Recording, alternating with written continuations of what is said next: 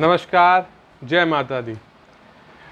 इस साल माँ आप सब पे कृपा करे, इसी शुभकामनाएं मैं आपको देता हूँ और नए संवत्सर की बहुत बहुत आप सभी को बधाई और शुभकामनाएं मेरी तरफ से।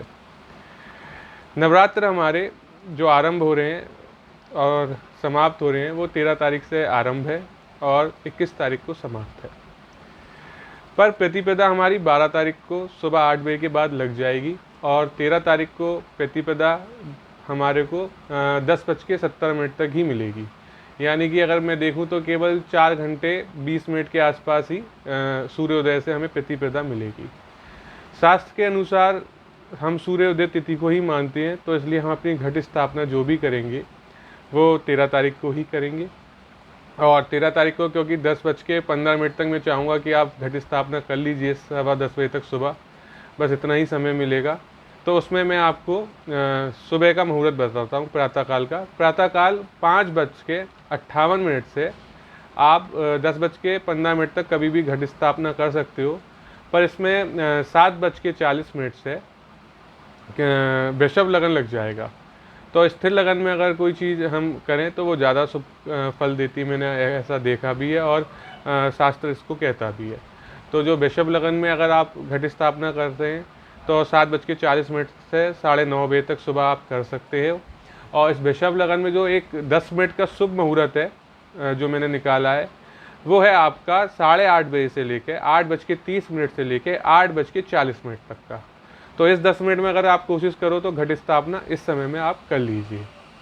और इसी समय में आप एक अखंड दिया जलाइए जो आपके पूरे नवरात्र चले। और मैं यही कहूँगा आपसे कि 21 तारीख को जब नवरात्र समाप्त हैं तो उसका आप 10वीं को यानी कि 22 तारीख को ही पारण करें। इसी पारण करने से ही आपको इस नवरात्र के शुभ फल मिलेंगे और 10वीं को ही पारण करना चाहिए, ये इसका नियम है। पर हम लोग कर लेते हैं कन्या पूजन वगैरह 9वीं या अष्टमी को।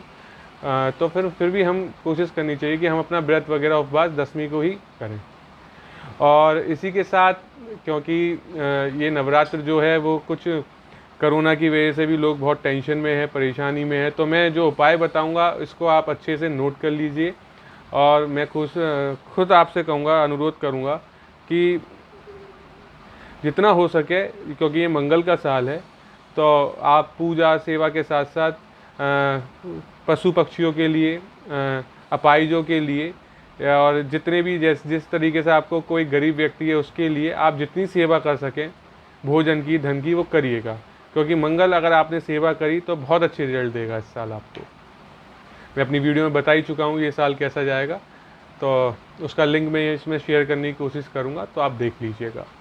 बाकी आप उपाय क्या करना है इस साल, पूजा पाठ जैसे आप नवरात्रों की करते हैं वैसे ही करिएगा। पर मैं गोचर के अनुसार जो उपाय बता रहा हूँ इसको आप अवश्य करिएगा। तो जैसे कि इस साल जैसे कि किसी का रोग है या मुकदमा है या धन लाभ, नौकरी, कॉम्पिटिटिव एग्ज़ाम्स हैं या कहीं किसी विशेष कार्य के लिए जाना है, बहुत सालों से बन नहीं रहा, तो इसमें मदद मिलेगी। पहला बात ये कि भारत की कुंडली वृषभ लगन की आज़ाद कुंडली और उसमें गोचर में अभी राहु है।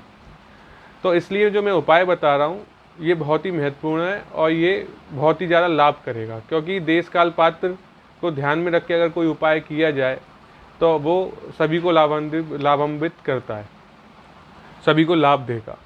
तो इससे रिलेटेड जो मैंने 2-3 चीज़ें अपने रिसर्च में पाई है वही मैं आपको बताऊँगा। पहली चीज़ तो ये कि आप निवाण मंत्र पूरे नवरात्र जप करें, चाहे 5 माला चाहे 1 माला। निवाण मंत्र मैं बोल रहा हूँ, बाकी आप बुक्स में या नेट पे सर्च करके देख सकते हैं।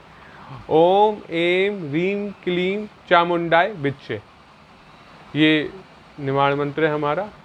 तो इसकी अगर हो सके तो 1 माला तो रेगुलर करें और जब इसे जप करें तो सुपारी या आप जायफल, सुपारी या जायफल दोनों को में से कुछ भी एक चीज़ आप अपने लेफ़्ट हैंड की मतलब उल्टे हाथ के मुट्ठी में बंद करके रखें और जब तक आप जप कर रहे हैं तब तक ये रखें, जिससे कि ये अभिमंत्रित हो जाएगा। और नवरात्र ख़त्म होने के बाद आप इसको लाल धागे में पहन सकते हो, चांदी में भी मड़वा के लाल धागे में पहन सकते हो उसे, तो ये लाभ करेगा। दूसरी चीज़ इसमें यह है कि बहुत से लोग अगर इसमें रुद्राक्ष की माला सिद्ध करें, जैसे कि जप करें उसी माला पे और फिर उसे ही धारण कर लें, नवरात्र ख़त्म होने के बाद, तो अब ये बहुत लाभ करेगी। पर रुद्राक्ष की माला में जैसे नियम है, उसको आपको नियमों का पालन करना पड़ेगा, और यही नियम के पालन आपको सुपारी और जायफल धारण करने के बाद करना पड़ेगा। जैसे शराब का, नॉन वेज का, अंडों का, या कोई भी ऐसा खाना जो थोड़ा सा खराब है, जैसे जिसे हम शुद्ध नहीं मानते, तो ऐसे भोजनों का त्याग करना ही पड़ेगा। ठीक है। और इसी के साथ, क्योंकि कोरोना का भी डर लोगों के है, या अभी फिर से दोबारा कह रहे हैं कि इसकी दूसरी लहर चालू हो रही है, तो मैं यही कहूँगा कि कोई घबराने की बात नहीं है। मैया इस बार सब ठीक करेगी। और अगर कोई समझ रहा है नवरात्र कम हो रहे हैं, इसका कोई इफेक्ट पड़ेगा, तो नहीं। अगर आपने माँ की साधना बहुत ही अच्छी तरीके से करी, तो माँ आपको वाकई में अपने आशीर्वाद देगी और आपका संरक्षण करेगी। इसी के साथ फिर से पुनः आपको शुभकामनाएं देता हूँ। धन्यवाद।